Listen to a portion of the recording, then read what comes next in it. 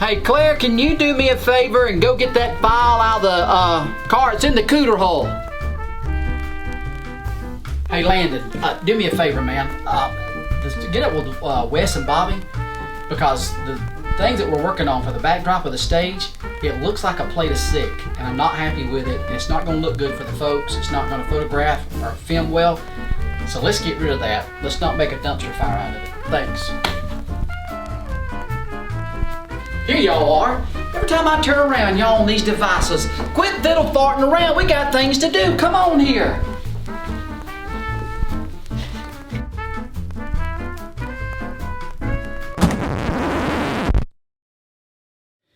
Hey fam church, welcome to Wednesday nights. Hope you're doing well. Can't wait to share tonight's vlog with you. Tonight we're going to do something really unique and really special. Everybody always talks about the way I talk and how I turn a phrase and some of my Southernisms. So tonight we thought we'd break some of those things down for you, and we're going to have a good time talking about the way we talk in the South. So y'all check this out.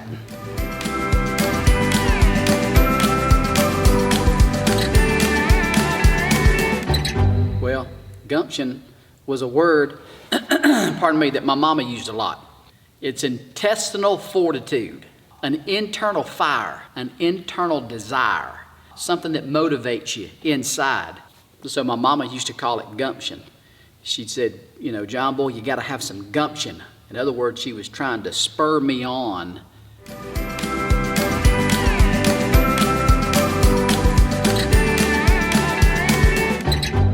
I think the first time I ever heard it, we were riding down the road and there was a license check. So the cops were there and they had all the traffic blocked up and everything, and they was checking everybody's driver's license and stuff. Well, my grandma, when she would go anywhere, she'd put her purse in the trunk. We rolled up on the police block there, you know, where they're checking the license and stuff, and the cop asked her, says, "Where's your driver's license?" And my grandma said, "It's in the cooter hole." I about lost it. A cooter hole, for those of you that don't know, is the trunk of your car. What? Yeah, it's the cooter hole. That's not what I expected.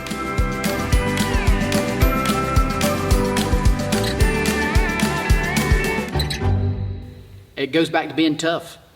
Yeah, the old timers used to say, boy, that guy's tough as whit leather. In other words, he was hard and he was tough. Nothing affected him. I worked on a farm when I was coming up, and we were working on a big piece of heavy machinery. We was taking the front end, the hood off this front end loader, and my boss got his fingers hung in this hood. And he pulled them out. He didn't cuss. He didn't scream and yell, didn't cry. He just went, ooh. And I looked and I said, that dude is as tough as whit leather.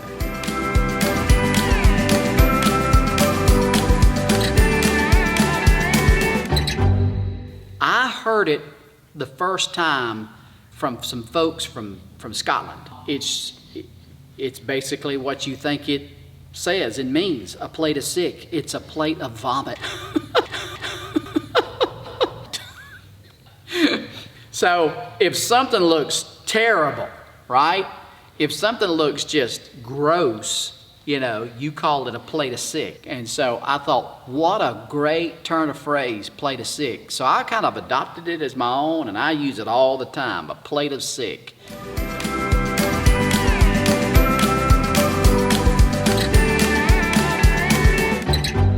Some people think that it can be used like plate of sick because it has that connotation. It looks like a dog's dinner, because we conjure up in our minds, yeah, a dog's dinner must be pretty gross, must be pretty nasty. But no, actually, the British use it like, you know, if you're dressed to the nines, you know, you come out, you're all dressed up like a dog's dinner. I've kind of used it for not only something nice, but also for something that's disgusting. So it can be used any way you want to use it.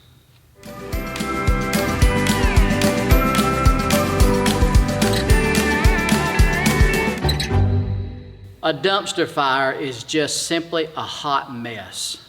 You know, let's keep it real.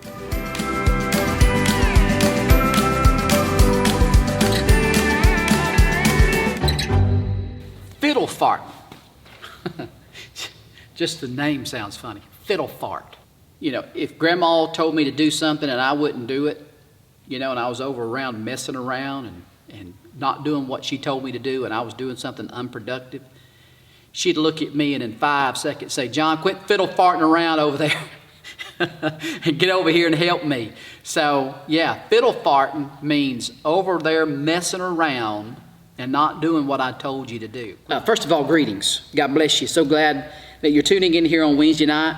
Welcome to the sanctuary, here into the Sanctuary Fam Church. It's mighty empty. You're not here, and I'm sad about that. But hey, we've only got a few more weeks. We'll be back in here praising God and being edified with one another. And these chairs are empty, so I'm looking forward to seeing you back in them real soon. But tonight, people always want to talk to me about and ask me about turn of phrases. And so I was raised around folks that use turn of phrases and old-timey language and stuff, and it's just stuck with me. It's in my DNA. And, there's a lot of things that when we talk, it's cultural. And so when it comes to cultural understandings and meanings, we just thought we'd take some time and share from the Bible some things that were hard to understand from Jesus. Some things that he said that would make you go, what? Make you really stop and think and say, what does he mean by that? So there's a couple of them that I have here that if they're in my notes that I'd like to share with you is this: let the dead bury the dead. I mean, wow. At first glance you see that and you think, good gracious, man, Jesus is quite insensitive when it comes to letting the dead bury their own dead, because if anything, when a relative or a loved one passes away, we're supposed to be there. I've always taken it quite literal that I'm there all the way till they're lowered into the ground and the dirt's put on top of them and they're in there waiting for the resurrection. I take that very, very seriously. But Jesus is saying, let the dead bury their own dead. So I think what he was saying is, there was a guy at that time. You got to put that saying in the context. There was a guy at that time who was, saying, hey, listen, I'll follow you, Jesus, but let me go bury my father first. And Jesus says, you let the dead bury the dead. In other words, if things are going to get in the way of you following me, those things have got to go. They simply have to go. In some cases, people got to get serious about it. I mean, Jesus gets sometimes where he says, like, poke your eye out. You're like, poke your eye out? He's like, yeah, poke your eye out. If your eye causes you to sin, poke it out. I mean, there are some things in our life that we have to get, pretty dogmatic about. If there are things that are tripping us up and causing temptation for us, for example, if your cell phone's causing you trouble, quite literally, and you're seeing things that you're not supposed to see, next time you go over a bridge, roll the window down, throw it out the window. You said, I paid $1,000 for my iPhone. Well, what's more important? Your relationship with Jesus or a $1,000 iPhone? Let the dead bury their own dead. It's a hard saying, isn't it? It really is. In our Western mindset, we're thinking, gosh, Jesus is pretty insensitive. But, listen, when it comes to following Jesus, he will not share you with anybody. He's jealous. So, yeah, let the dead bury their own dead. Here's another one. If you're going to follow me, you got to hate your spouse. You got to hate your relatives. Check this out. You got to hate your own kids. It's like, what? Hate your own kids? Like, look, man, I got 3 children. I love them and adore them. I thank God we have been really blessed to be around one another. When this pandemic first started, I'm like, oh my gosh, I'm going to have to be around my kids all day. Somebody's going to die. But at the end of the day, I'm telling you, we have had some good times. We really, really have. And so I love my kids. I love my wife. But Jesus says, if you don't love me more than them, you got to hate them. I mean, it's got to be, Jesus has got to be the primary thing in your life. He's got to be number one. My wife, I love her dearly. There's no one on this earth that knows me more than her. She's a distant second. She's a distant second. You say, Pastor John, that sounds kind of harsh. Listen, there's no way that I would invert that some way. There's just no way.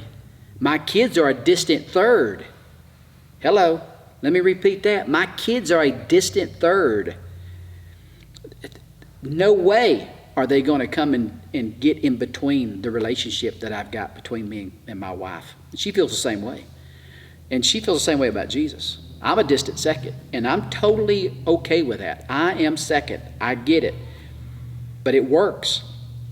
It works. There's no way that our relationship is going to work. There's no way our family's going to work unless God is first, she's second, or I'm second, and our kids are third. That's just the way this has got to be. Well, I've got one more for you. Check this out. Sell everything you've got and follow me. Whew. In a culture like ours, where we are driven by consumerism, and he who dies with the most toys wins, in that kind of culture, you got Jesus saying, sell everything you've got and come follow me. It's like, whoa. He's like, look, don't take nothing with you when you go from town to town. You know, you sell everything you've got. You go do my business. You put me first. I'm telling you, we're seeing over and over again these hard sayings. Jesus wants radical. Let me say that again. Jesus wants radical discipleship. He wants radical people to be following him. He demands for himself to be first. He will not play second fiddle to your possessions. He will not play second fiddle to your wife, your spouse, your children. He will not play second fiddle to nobody or nothing. He demands, requires for you to put him first above all things. So, are some of these sayings hard? Yeah, they're hard. But that's what Jesus demands out of us. And you know what? At the end of the day, he died for me, so I'm willing to give him everything I've got. So, yeah, hard sayings of Jesus, but at the end of the day, not too hard. He just wants everything. That's all. Hey, so do me a favor. I'd love to hear some turn of phrase or maybe some old-timey sayings that you grew up with. Do me a favor. Go down below, comment, share some of the things that you've heard. And if they're not something that maybe we've heard, do me a favor, put a definition there so that we can hear it too. I'd love to hear some of these hard sayings and turn of phrase from you. So, hey, listen, appreciate it. Comment. Looking forward to it. Take care. So long. Yeah, Tommy boy, does this shirt make me look fat? No, your face does.